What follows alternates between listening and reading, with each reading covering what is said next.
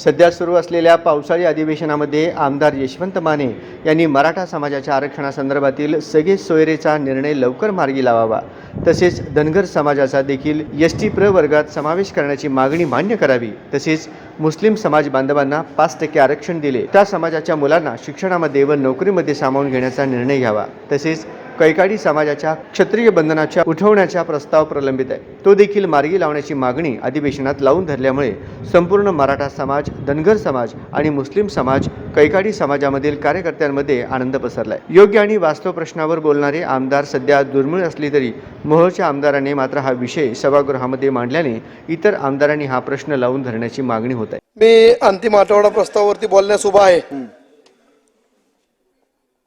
माझ्या मतदारसंघामध्ये खऱ्या अर्थाने भेडसावणारा प्रश्न सर्व सदस्यांनी वेगवेगळ्या पद्धतीवरती भाषण केलेली आहेत।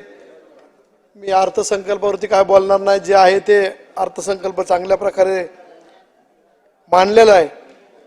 परंतु 26 जानेवारी 2024 रोजी शासनाने मराठा समाजाच्या बाबतीत सगळे सोयऱ्याबाबत अधिसूचना जारी केली,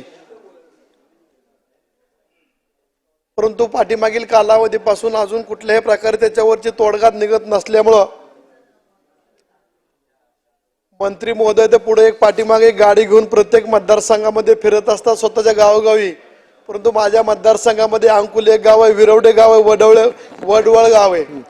अशा गावामध्ये कुठल्याही प्रकारच्या नेत्याला, विरोधक असो सत्तेतील असो, त्यांना बंदी केलेली आहे। त्या गावातील अडीअडचणी समजून घेण्यासाठी सुद्धा आम्हाला त्या ठिकाणी जाता येत नाही। अशा पद्धतीने लवकरात लवकर या मराठा समाजातील मुलांसाठी सगळे सोयरेबाबतचा निर्णय आपण लवकरात लवकर आपल्या माध्यमातून घेण्यात यावा यासाठी मी या ठिकाणी उभा आहे। त्यानंतर धनगर समाजाच्या बाबतीत हाके साहेबांनी पाठीमागील कालावधीमध्ये उपोषण केलं। धनगर समाजाला एसटी मध्ये जायचंय, त्यांची बऱ्याच वर्षापूर्वीपासूनची मागणी आहे।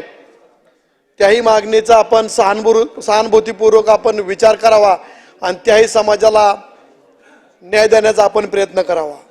त्याच्यानंतर मुस्लिम बांधवांना पाठीमागील कालावधीमध्ये 5% आरक्षण दिलं गेलं होतं। त्याही मुलांना वाटतं आपण शिक्षण घ्यावं, नोकरी करावी, उद्योजक बनावं, परंतु आर्थिक परिस्थिती नसल्या कारणाने लहान वयामध्येच कुठंतरी कोंबड्याचं गाडा टाकणे, अंड्याची गाडा टाकणे किंवा इतर किरकोळ गोष्टी करण्यासाठी मग्न असतात।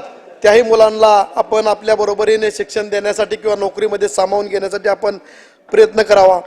त्यानंतर पाठीमागील वर्षामध्ये कैकाडी समाजाचं क्षत्रिय बंधन उठवण्यासाठी विदर्भाप्रमाणेच उर्वरित महाराष्ट्रामध्ये कैकाडी समाजाला एससी मध्ये सामावून घेण्यासाठी आपल्या या विधानमंडळाने केंद्राकडे प्रस्ताव पाठवलेला आहे। पाठीमागील 2 वेळा त्रुटी काढून आल्या होत्या, परंतु कुठल्याही प्रकारची त्रुटी नसताना त्रुटी दाखवून प्रस्ताव परत आलेला आहे। शासनामार्फत एक समिती नेमून किंवा एक प्रतिनिधी नेमून त्यांनी सेंट्रलमध्ये सामाजिक न्याय विभागाशी आणि गृह विभागाशी संपर्क साधण्यासाठी आम्हालाही मदत करावी अशा पद्धतीची मी मागणी करतो। आणि येणाऱ्या कालावधीमध्ये आपण ह्या सर्व मराठा समाज असेल, धनगर समाज असेल, मुस्लिम समाज असेल, कैकाडी समाज, ह्या सर्व समाजाच्या बाजूने आपण न्याय देण्यात यावा एवढीच विनंती करतो। मी थांबतो।